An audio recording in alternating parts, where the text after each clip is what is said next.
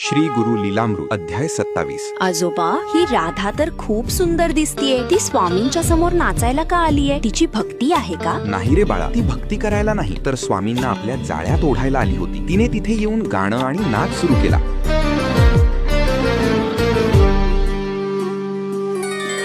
पुण्यदायिनी आहे कीर्ती जपनामाची, मठात तुमच्या प्रचिती लाभे दत्तधामाची.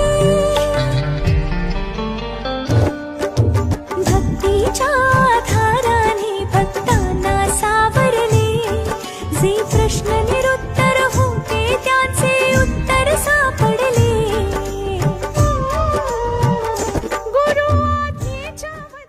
तिला वाटलं तिचं सौंदर्य पाहून स्वामी मोहित होतील, पण स्वामींनी तिच्याकडे ढुंकूनही पाहिलं नाही. तिच्या मनात विचार आला की माझ्या सौंदर्याला भुलणार नाही असा पुरुष जगात नसेल. मग स्वामी